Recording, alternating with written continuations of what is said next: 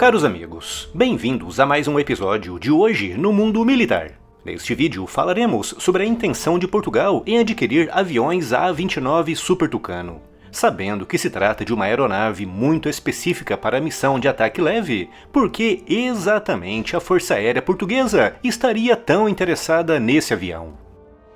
No dia 4 de julho, em um conselho de ministros, o governo português determinou o início das conversações com a Embraer, visando a aquisição dos aviões brasileiros A-29 Super Tucano. Segundo a nota do governo português, trata-se de um trabalho preliminar para avaliação técnica e negocial, mas confirma, mais uma vez, um interesse antigo de Portugal pelo A-29 Super Tucano, principalmente após a Embraer ter apresentado ao mundo a versão N, específica para a OTAN, equipada com sensores e sistemas de comunicação 100% compatíveis com o padrão da aliança.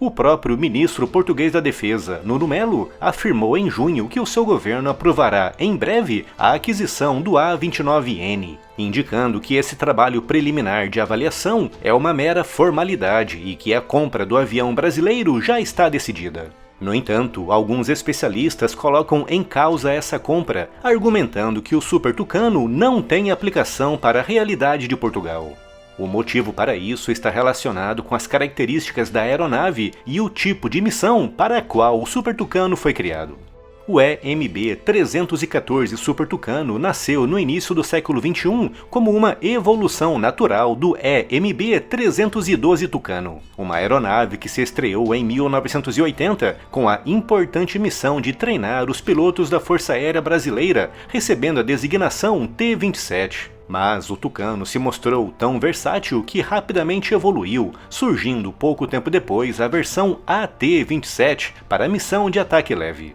Nos anos 80 e 90, a Embraer decidiu participar em competições da Força Aérea dos Estados Unidos para um caça leve e de treinamento, surgindo desse esforço o EMB-312H, que apesar de não ter vencido as competições norte-americanas, serviu de base para a Embraer criar o EMB-314 Super Tucano, específico para a missão de ataque leve, oficialmente introduzido na Força Aérea Brasileira em 2004. O Super Tucano nasceu da necessidade da FAB em ter em suas mãos um caça leve, veloz e de fácil e barata operação para atuar no âmbito do projeto CIPAM e CIVAM de proteção e vigilância da floresta amazônica.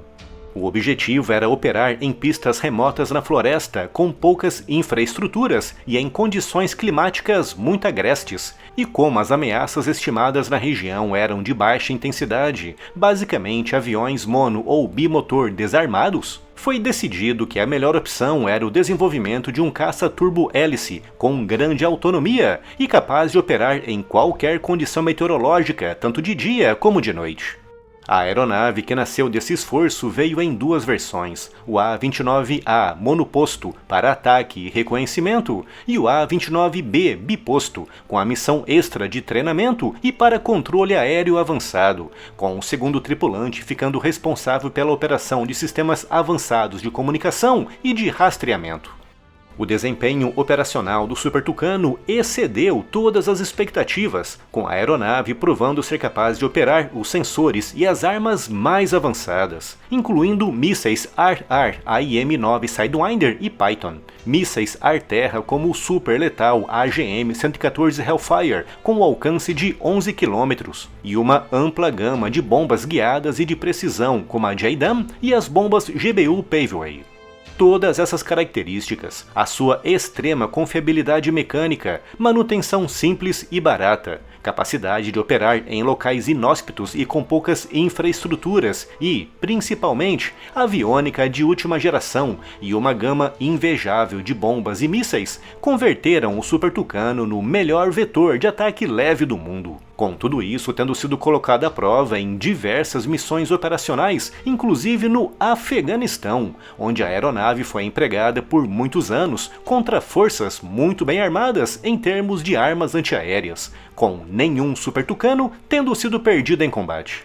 No Brasil, o A-29 é usado na importante missão de proteger as fronteiras remotas do país, realizando inúmeras interceptações bem-sucedidas que outros caças, equipados com motores a jato, simplesmente não conseguiriam fazer. E é por tudo isso que falei aqui que muitos analistas acreditam que o Super Tucano não tem espaço em Portugal, um país comparativamente minúsculo, com uma área de pouco mais de 90 mil quilômetros quadrados, menor do que o estado de Santa Catarina, e que habitualmente não enfrenta a ameaça de pequenos aviões transportando contrabando, pelo menos não ao mesmo nível do Brasil, que enfrenta centenas de violações mensais do seu espaço aéreo. Portugal também não tem a necessidade de operar um vetor de ataque leve, pois, ao contrário do Brasil, todo o seu território é adequadamente vigiado e facilmente acessível. Mas então, por que o governo português quer tanto comprar o Super Tucano? O objetivo mais provável deve ser para o treinamento avançado dos seus pilotos.